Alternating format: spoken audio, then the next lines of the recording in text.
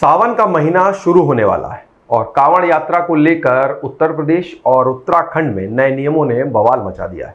ये नियम क्या है, क्यों हो रहा है विवाद और इसका असर क्या होगा, इसको समझते हैं। यूपी के सीएम योगी आदित्यनाथ और उत्तराखंड के सीएम पुष्कर सिंह धामी ने कांवड़ यात्रा के लिए सख्त नियम लागू किए। कांवड़ मार्ग पर हर ढाबे, रेस्टोरेंट और दुकान को अपने मालिक का नाम, लाइसेंस और पहचान पत्र खुले में दिखाना होगा। साथ ही खुले में मांस की बिक्री पर पूरी तरीके से रोक लगा दी गई है। अगर कोई नियम तोड़े तो दुकान बंद हो सकती है, कानूनी कार्रवाई हो सकती है और 2 लाख तक का जुर्माना भी लग सकता है। सरकार का कहना है कि ये नियम कांवड़ियों की आस्था की शुद्धता और कानून व्यवस्था बनाए रखने के लिए, लेकिन यही नियम अब सियासी आग में घी डाल रहा है। मुजफ्फरनगर में एक ढाबे पर कुछ लोगों ने दुकानदार की धार्मिक पहचान चेक करने की कोशिश की, जिससे मामला तूल पकड़ लिया। समाजवादी पार्टी के पूर्व सांसद एसटी हसन ने कहा कि नेम प्लेट लगाने में कोई दिक्कत नहीं, लेकिन अगर जनता खुद चेकिंग करने लगेगी तो क्या ये हिंदू मुस्लिम के बीच की खाई को और चौड़ा नहीं करेगा। उन्होंने तो इसे पहलगाम के आतंकी हमले से भी जोड़ दिया। कहते हैं कि ऐसी हरकतें समाज में नफरत फैलाती। वहीं कांग्रेस के सांसद हैं इमरान मसूद, उन्होंने भी बीजेपी पर निशाना साध लिया। उनका कहना है कि कांवड़ यात्रा में भी सभी धर्म के लोग सेवा करते हैं, फिर चाहे वो मुस्लिम बहुल इलाके में गुजर रही हो। उन्होंने कहा कि ये मोहब्बत का देश, नफरत का नहीं। बीजेपी साझा संस्कृति को तोड़ना चाहती है, लेकिन लोग उनकी कोशिशों को नाकाम कर देंगे। वहीं एआईएमआईएम चीफ असदुद्दीन ओवैसी ने और तीखा हमला बोल दिया। सुनते हैं क्या कहा ओवैसी ने। देखिए, ये जो है ना, मुजफ्फरनगर बाईपास के पास बागों वाली और एक सरवट और बजीरी, ये 3 गांव है। यहाँ पर कई होटलां हैं और बरसों से है।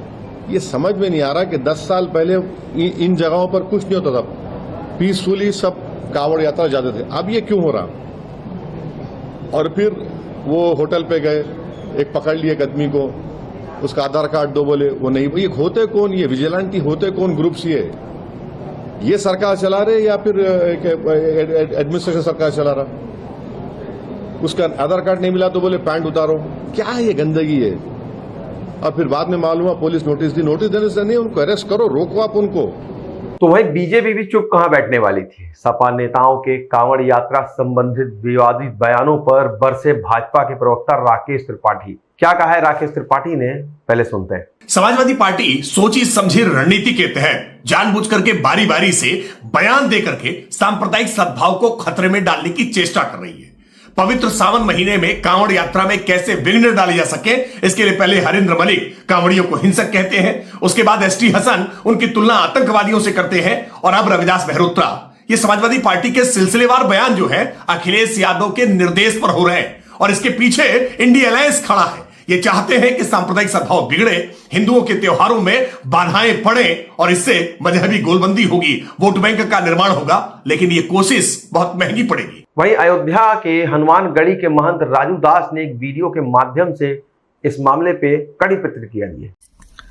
सपा नेता एसटी हसन का बयान कांवड़ यात्री को लेकर जिस प्रकार दिया, दुर्भाग्यपूर्ण है। एक आतंकवादी संगठन और कांवड़ियों की तुलना, हिंदू संगठन की तुलना करना दुर्भाग्यपूर्ण है। मुझको लगता है कि सपा बार बार सनातन का ही अपमान करने का ठेका ले रखा है। दूसरी बात, कांवड़ यात्री उस रूट से जाते हैं, उस रूट पर मांस, मछली, मदिरा का बंद होना जरूरी है। तीसरी बात, सरकार ने जो गाइडलाइन तय किया है कि उस पर रूट पर हर दुकानदार अपना अपना नाम लिखेगा। हिंदू सुरक्षा सेवा संघ मांग करता है। दरअसल कांवड़ यात्रा पर हर साल लाखों शिव भक्त का आस्था का उत्सव होता है। हरिद्वार से शुरू होकर यूपी के कई रास्तों से गुजरती है यात्रा। इस दौरान ढाबों पर, ठेलों पर खाने पीने की चीजें बिकती। कुछ हिंदू संगठनों का आरोप है कि कुछ मुस्लिम दुकानदार हिंदू नामों से दुकान चलाते हैं, जिसमें कांवड़ियों में भ्रम होता है। सरकार का कहना है कि नेम प्लेट से पारदर्शिता आएगी और विवाद टलेंगे, लेकिन विपक्ष इसे धार्मिक भेदभाव और मुस्लिम दुकानदारों के बहिष्कार की कोशिश बता रहा है। सुप्रीम कोर्ट ने भी पिछले साल इस तरह के आदेशों पर सवाल उठाए। कहते हैं कि दुकानदारों की निष्ठा का हनन नहीं होना चाहिए। विपक्ष का कहना है कि ये नियम समाज में नफरत और दूरी बढ़ाएंगे। दूसरी तरफ सरकार इसे आस्था और कानून व्यवस्था का मसला बता रही है। सवाल यह है कि क्या ये नियम सचमुच में शांति बनाए रखने के लिए या इसके पीछे कोई और सियासत है? मुजफ्फरनगर जैसे संवेदनशील इलाकों में ये विवाद और गहरा सकता है। तो आपको क्या लगता है, ये जो नियम है इसको कितना सही मानते हैं आप? हमें कमेंट सेक्शन बॉक्स में जरूर बताएं। इस वीडियो को लाइक करें, शेयर करें और चैनल को सब्सक्राइब नहीं किया हो तो आज ही करें। मिलेंगे एक नए वीडियो के साथ। नमस्कार।